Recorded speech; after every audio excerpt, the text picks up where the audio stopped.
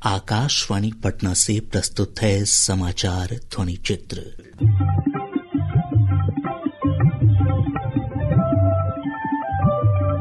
आज के इस अंक में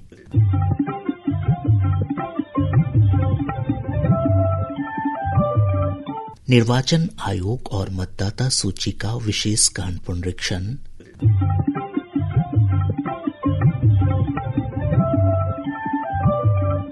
उपराष्ट्रपति पद के लिए एनडीए उम्मीदवार सीपी राधाकृष्णन का नामांकन,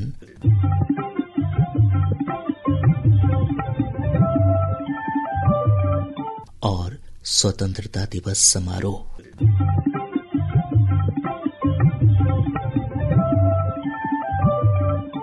निर्वाचन आयोग ने कहा है कि मतदाता सूची में सुधार के लिए बिहार में विशेष गहन पुनरीक्षण एसआईआर की शुरुआत की गई है।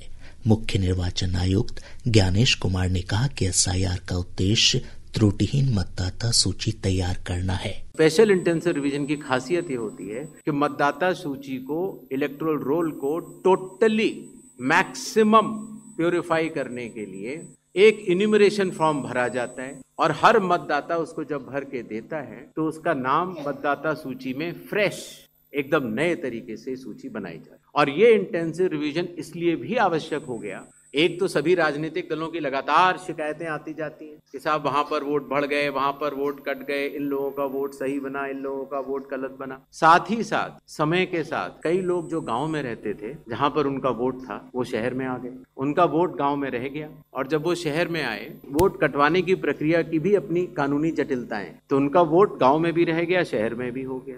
मुख्य चुनाव आयुक्त ने कहा कि बिहार में प्रारूप सूची के प्रकाशन के बाद दावा आपत्तियों का निपटारा किया जा रहा है।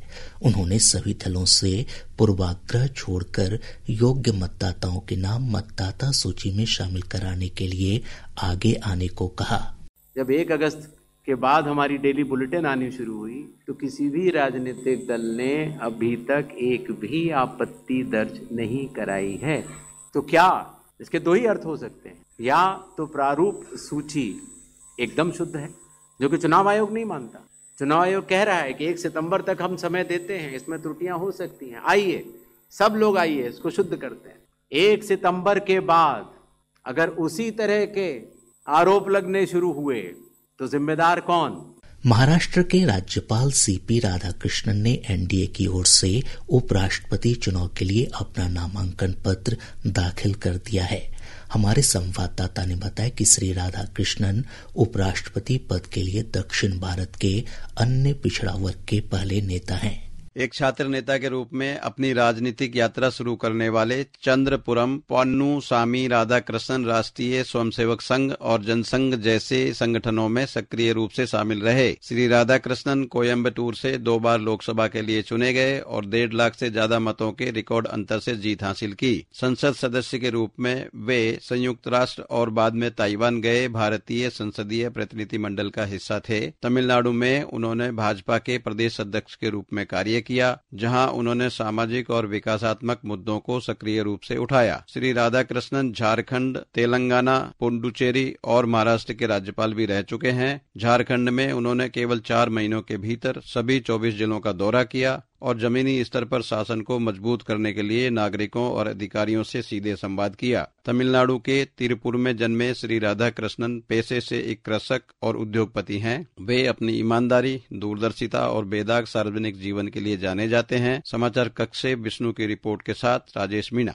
इधर विपक्षी इंडिया गठबंधन ने उपराष्ट्रपति पद के लिए सर्वोच्च न्यायालय के पूर्व न्यायाधीश बी सुदर्शन रेड्डी को प्रत्याशी बनाया है। उपराष्ट्रपति का चुनाव 9 सितंबर को होगा। श्री जगदीप धनखड़ के त्यागपत्र के कारण ये चुनाव हो रहा है। देश भर में स्वाधीनता दिवस समारोह हर्षोल्लास के साथ मनाया गया। प्रधानमंत्री नरेंद्र मोदी ने दिल्ली में ऐतिहासिक लाल किले पर तिरंगा फहराया।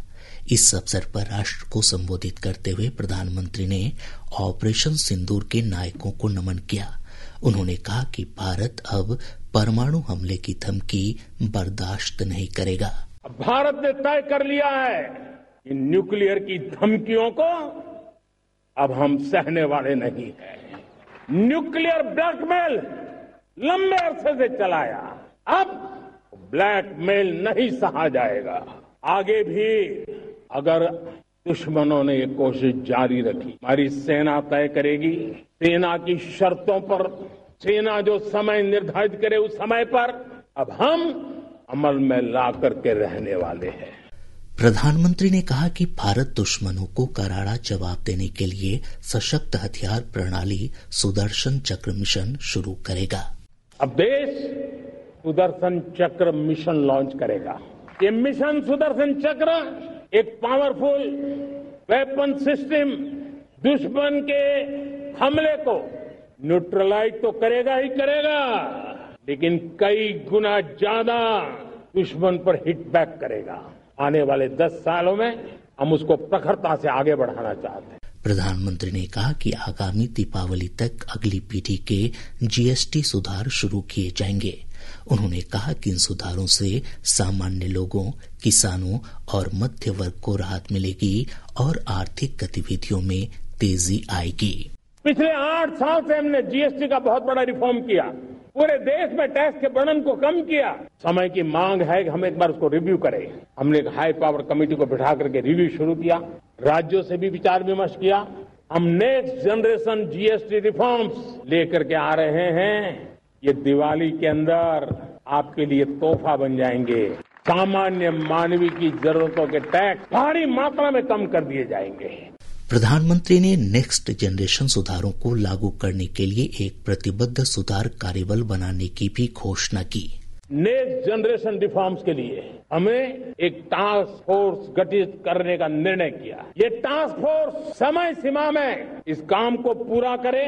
वर्तमान नियम, कानून, नीतियां, रीतियां 21वीं सदी के अनुकूल, वैश्विक वातावरण में अनुकूल और भारत को 2047 में विकसित राष्ट्र बनाने के संदर्भ में नए सिरे से तैयार हो और उसका समय सीमा में अपना कार्य पूरा करने के लिए इस टास्क फोर्स की रचना की है। प्रधानमंत्री ने कहा कि भारत इस साल के अंत तक made in India semiconductor chips शुरू करेगा, जो महत्वपूर्ण प्रौद्योगिकी क्षेत्रों में देश की बढ़ती ताकत को दर्शाता है। आज सेमीकंडक्टर जो पूरी दुनिया की एक ताकत बन गया है, हमारे बाद कई देश सेमीकंडक्टर में आज महारत हासिल करके दुनिया में अपनी ताकत को प्रस्थापित कर रहे हैं। आज हमने उस बोझ से मुक्त होकर के मिशन मोड में सेमीकंडक्टर के काम को आगे बढ़ाया है। 6 अलग अलग सेमीकंडक्टर के यूनिट्स जमीन पर उतर रहे हैं।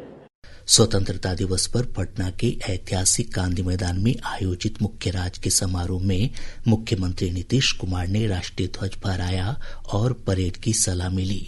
इस अवसर पर राज्यवासियों को संबोधित करते हुए मुख्यमंत्री ने बिहार लोक सेवा आयोग और अन्य परीक्षा संस्थाओं द्वारा आयोजित प्रतियोगी परीक्षाओं के प्रारंभिक चरण की फीस कम कर मात्र 100 रुपये करने की घोषणा की। राज्य में नौकरी के लिए आयोजित होने वाली प्रारंभिक प्रतियोगिता परीक्षाओं में परीक्षा शुल्क को घटाकर मात्र 100 रुपये कर दिया जाएगा तथा मुख्य परीक्षा में कोई परीक्षा शुल्क नहीं लिया जाएगा।